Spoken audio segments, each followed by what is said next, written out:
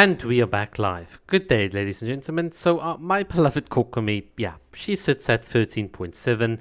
The crowd has voted, the meta crowd has said, look, you are out of meta now. So, what does this mean for us as Kokomi mains?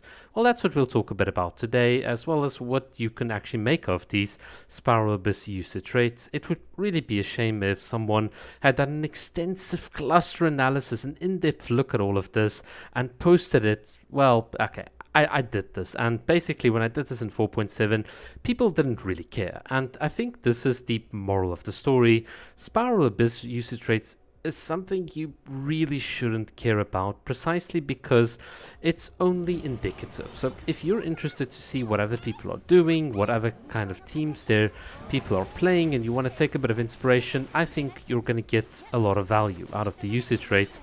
But in terms of strictly telling you which are good characters to pull on, I really don't think the usage rates really tell us a lot, and I'm going to give you a couple of good reasons.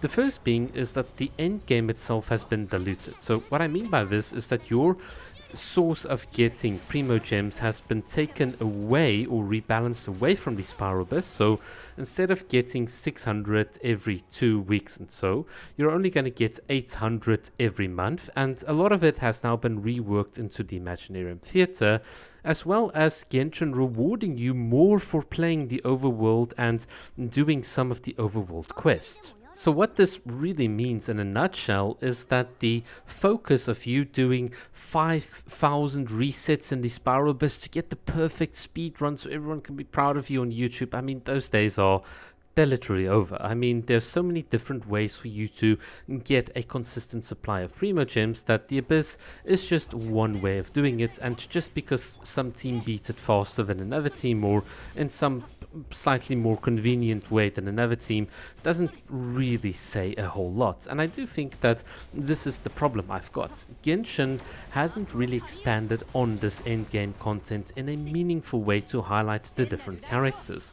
If anything, I look at the fact that you've got Nouvelette, Kazuha, Farina at the top, and I see this as a massive failure from the game devs in giving us more meaningful content. So whilst I'm certainly someone that would love to have more content to showcase Kokomi, and yes, I am aware that we're currently moving away from a reaction-based meta where you have to be clever in terms of how you layer reactions and time your Nilo Bloom or set up your freeze and all of these wonderful, like there's lots of depth to playing Kokomi and all of these teams, and we've completely moved away to a meta where it's all about the hyper carry. It's all about the carry. How do you buff the carry? And effectively, if you've got very good or high constellations or very strong artifacts, all you can do is do a bit of book tricks and perhaps once again beat your head on the Spiral Abyss 1,000 times, and hey, you can post a speedrun on Billy and somehow assign an arbitrary cost metric to it, and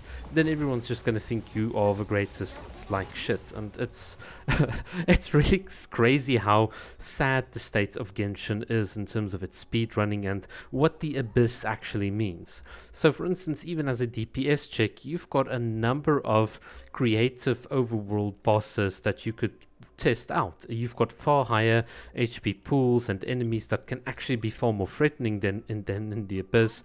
So for me, when it comes to what characters you should pull on for a meta, it really is very blurry. It depends on what you want to get out of the game.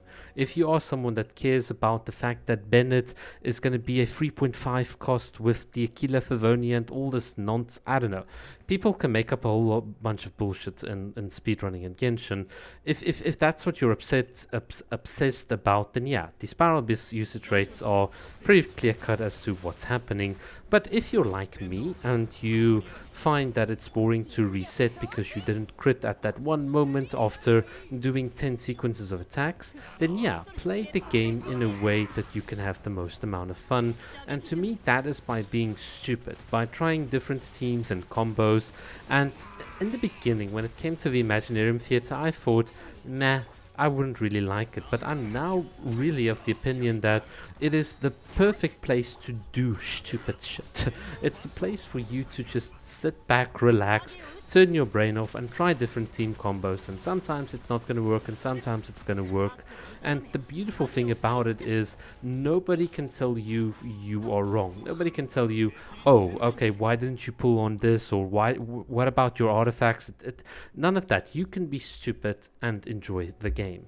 And it's the same with the overworld. I want to take pictures. I want to go out of bounds. I want to break the game by doing fancy simultaneous inputs, or doing a timing attack and being able to swap models in places where I'm not allowed to. Yes, there is an entire secret end game that you do not know about in Genshin Impact, and it's what we call breaking the game, legitimately, of course, not through cheats, but just through purely using the in-game mechanics. And that, to me, is incredibly fun. It's incredibly fun to revisit areas that we went through and just like did in terms of the quest and so on, and just to then break out of bounds, see how the devs put it together, take some fancy pictures with it, and just then go through like the motions. That's what I love about Genshin Impact. I can come here, turn my brain off, and it's precisely because I don't find there's any value into turning my brain on. I do that constantly daily, but I felt that Genshin Impact has really not innovated enough for me to try hard anymore. And hence, this is why I think things like the usage rates are really notional. I love Sichuan, I love Kokomi, I use both of them, despite the fact that they might not be so-called meta on the tier list. They're incredibly fun to go into the overworld, to trap enemies, to take photos with, to literally beat the Spiral Beast first halves in literally about under 40 seconds, 45 seconds, whatever. That's the fun with using Sichuan, with Kokomi. You have all the beautiful pictures and all of the things, and obviously from time to time we'll showcase some ideas here in the background, in the Spiral Beast, and that to me is how I see these characters. Genshin is a playground, and you should enjoy it for it being a playground. So that is my thesis. My thesis is don't worry about the usage rates. If there's anything that you could take from them, is that you could see what people are doing, and perhaps some of the strategies people are trying if you're struggling to beat the Spiral Abyss. But other than that, they're really not telling you a whole lot. Just like my Raiden didn't crit here. You'll see in the background against this enemy, I failed to crit despite my Raiden Shogun having over 70% crit rate. How? Yeah, that's just RNG for you. In any case, thank you guys so much for watching this video and listening to me give you my updated philosophy in terms of where I'm at with Genshin and so on. Hopefully it resonates. If it doesn't resonate, hey, you're welcome to unsubscribe, or if you like these kinds of talks and you're not subbed, hey, you can subscribe if you want. It's totally up to you. I don't do YouTube for money. I do this mostly just to literally have fun. If you've ever seen the anime Bon Fury, like where the girl maxes out her defense, I'm like her. I'm like Maple. I've taken the philosophy of just doing the craziest things I can in the game, and if it's worth it, share it with you. And that is the real way, I think, to play the game. Alright guys, thanks for watching.